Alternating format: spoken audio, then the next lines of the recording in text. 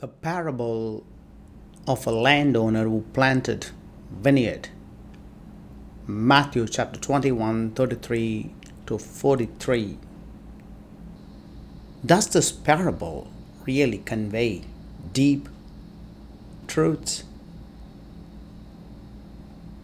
The role of the vineyard owner as representing God, entrusting responsibilities to each of us. This parable calls for responsibility and accountability. The importance of stewardship and managing God's given gifts and opportunities responsibly. When you read the parable this week, reflect. What is your responsibility in love and respect?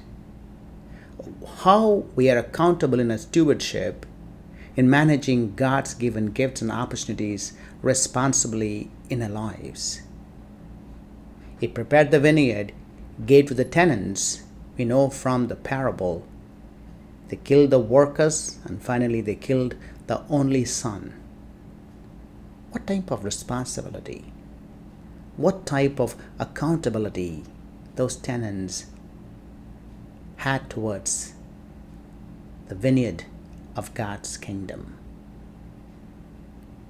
We know from our own lives there are successful business owners who entrusted their businesses to their employees and rewarded them accordingly based on their faithfulness and efforts. We also know the stories where owners were cheated by their employees and made their businesses bankrupt. This parable this Sunday talks to us, questioning our own responsibility and accountability. The second message from the parable of the landowner of the vineyard is rejecting God's messengers. The actions of the tenants who mistreated and killed the servants sent by the vineyard owners. How many times in our life God speaks to us through persons, through events? We have the tendency to mistreat them, to ignore those messages, sometimes even kill those persons and events by our thoughts, by our words, by our action. There's a parallel between the prophets of God in the Old Testament and messengers throughout the history of salvation in our own lives today. We constantly reject God's messengers and God's message that comes to us. If we accept the God's message, we'll be propelled to walk in the path of God.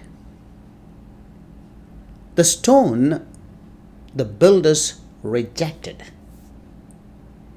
Jesus refers to himself as the cornerstone, rejecting by some but crucial for foundation of faith. As a believing congregation, let's build our lives on Christ, embracing his teachings and example. The liturgy, the action of church, when we come together as a Sunday worship, let's build our lives on Christ and his teachings and his sacraments.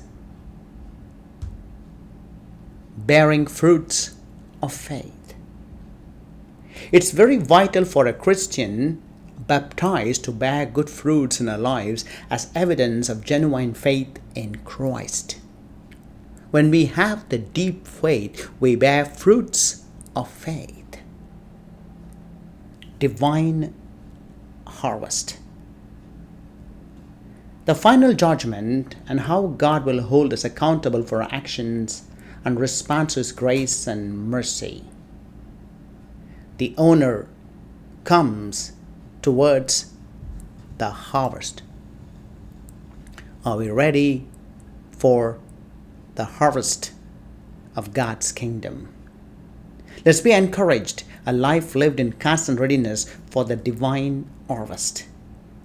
May our acts of love, compassion, kindness towards others as fruits of living relationship with Jesus.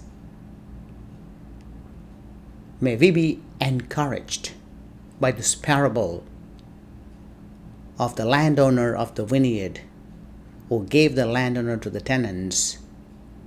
Are we responsible? Are we accountable? Do we reject God's message? Do we bear fruits of faith? Are we prepared for the divine harvest? May God give us strength and guidance to live as faithful and fruitful disciples of Christ. May we reflect our role as faithful stewards, embracing Jesus as the cornerstone of our lives and bearing the fruits of love and righteousness. Gracious God, our heavenly vineyard owner, we come before you humbled by the wisdom and grace poured upon us through this parable. Help us to understand the depth of responsibility you have entrusted to us, and grant us the strength to bear fruits of righteousness, justice, and mercy in our lives. We seek your forgiveness for the times we have rejected your guidance and mistreated your messengers. Fill our hearts with humility and a desire to heed your wisdom, reflecting in our actions and relationships. May Jesus, our cornerstone and source of strength, guide us to build our lives firmly upon your teachings.